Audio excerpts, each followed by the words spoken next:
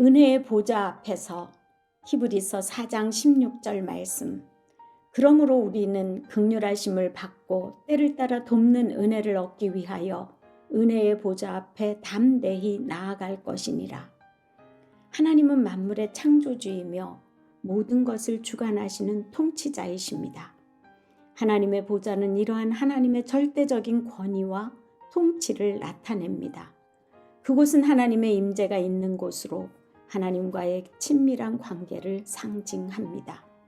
하나님의 보좌는 공의로우신 하나님의 심판이 행해지는 곳입니다. 매우 혼란스러운 시기를 살아가는 우리는 어느 때보다 간절히 하나님의 통치와 다스림이 임하는 나라를 기도하게 됩니다. 영혼의 갈증을 해결할 곳을 찾아 헤매는 우리에게 하나님은 은혜의 보좌 앞으로 나오라고 초대하십니다. 하나님의 보좌는 어떤 곳입니까? 첫째, 긍휼의 보좌입니다.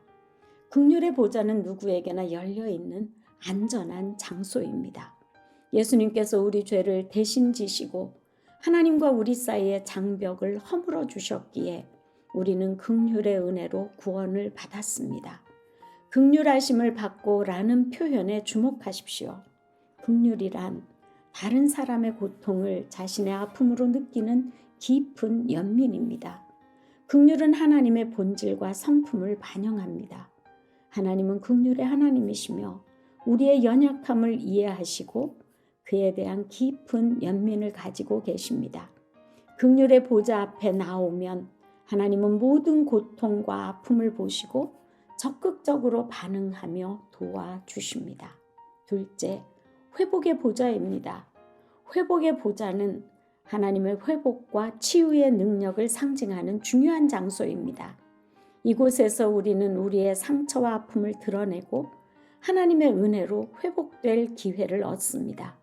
하나님은 언제나 우리를 기다리시며 우리 삶을 변화시키고 회복시키기 위해 손을 내미십니다. 때를 따라 돕는 은혜를 얻기 위하여 라는 말씀에서 은혜란 받을 자격이 없는 사람에게 베풀어지는 하나님의 사랑과 축복을 의미합니다.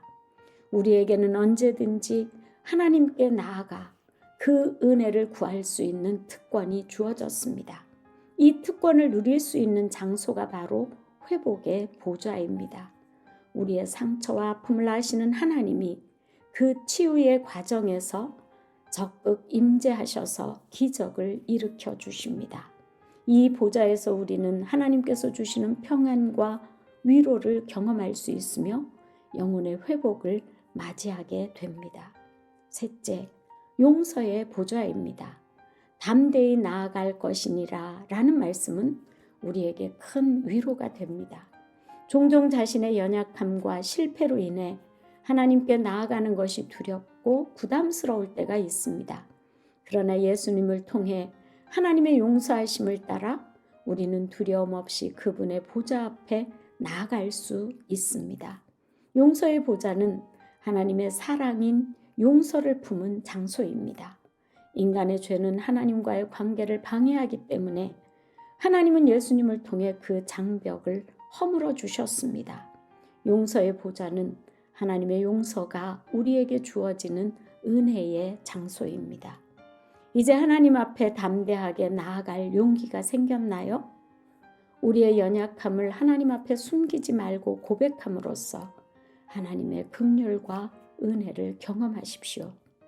언제나 열려있는 은혜의 보좌 앞에서 내일에 대한 소망의 빛을 발견하고 담대히 세상을 향해 나아갑시다. 함께 기도하시겠습니다.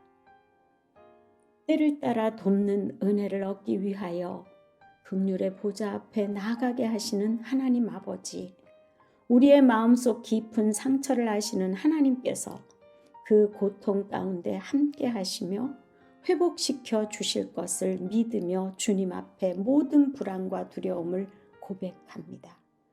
영혼의 기갈을 해소해 주시고 모든 고난과 시련 속에서도 은혜의 보좌 앞에서 주님의 긍휼로 감싸주시는 사랑을 누리게 하소서. 힘들고 지칠 때마다 우리를 도우시는 예수님의 이름으로 기도합니다. 아멘. 하나님 앞에서 함께 하루를 열어가십시다.